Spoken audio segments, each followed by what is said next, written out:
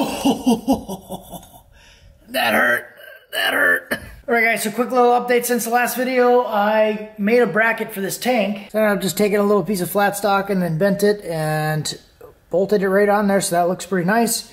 The coolant level did drop to about here after the level finally cooled down, so I'm going to leave it right there. Next I'll be working on the cold side, so that'll be the next video.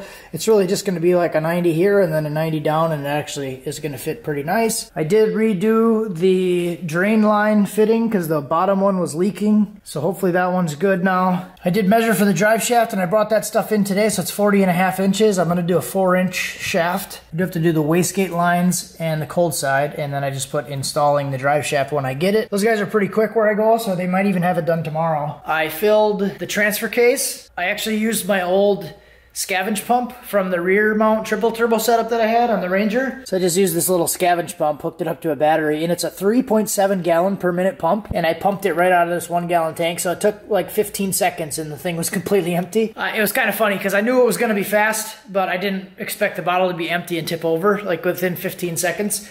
So I ended up overfilling it and then had to drain some out, but the scavenge pump idea worked pretty good. Next part of the video, I'll be putting the rear pinion yoke on and doing the seal. I did end up smashing my finger while I was doing it, so if you're squeamish and you don't like blood, don't watch this part. All right, so I did bring the drive shaft in today to get measured, but right now I'm gonna take the yoke back off. I put the pinion yoke on so I could measure it. I was really short on time. So I just threw it on quick. I didn't record any of it because when I got there to drop the shaft off, I only had about 3 minutes by the time I made it before they closed. So just quick slap this together. Now I'm going to pull this pinion yoke back off and I'm going to put my new pinion seal on it because this seal doesn't really work on its own. So there's this type of pinion seal, and it has a seal that's actually on the yoke, and there's also a pinion seal inside here, and they mesh together. So the new seal that I got, I'm pretty sure it just seals by itself against the yoke. So we're gonna pull this back apart.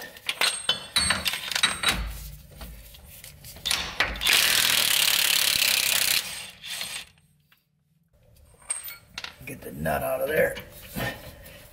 I'm pretty sure I gotta use the puller to get this off. So this is a 1350 Strange pinion yoke. So it's a billet yoke, and I got that because I don't want to break the yoke.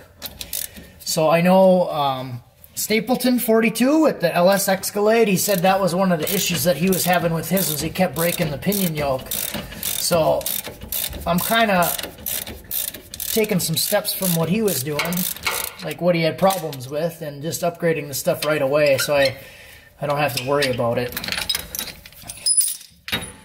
So I'm going to be going with a 4-inch steel 1350 U-joint shaft. It's going to be 40.5 inches long.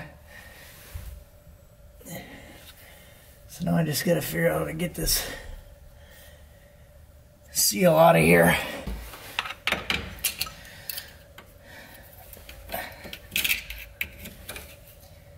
So I take this old seal out. Then what I'll do is I'll just make sure that it actually seals against this.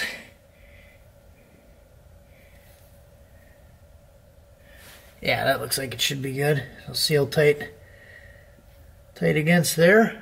So I did put some transmission assembly lube on it, and now I'll jam the thing in place.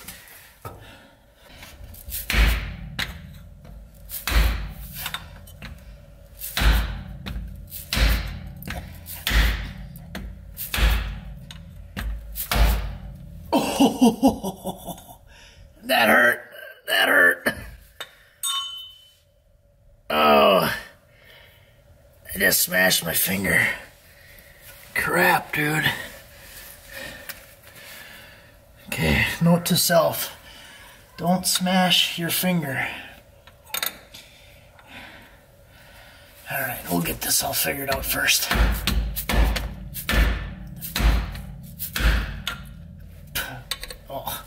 dripping blood on my face. I get demonetized.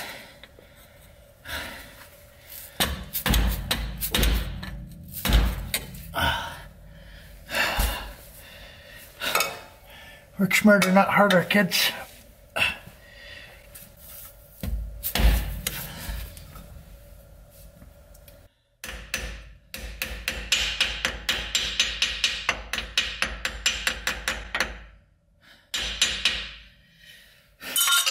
Yeah, I'm gonna go get cleaned up.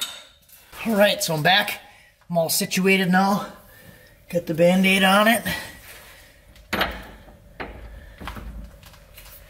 Went in and got some assistance from the children. It's always funny to see their reaction when I come in the house. When I come in the house all bloody like that. Mom, Dad cut himself again. It's kind of funny. I'm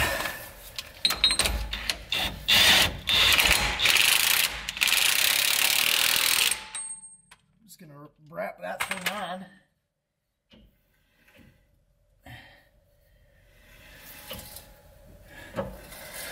Should be good.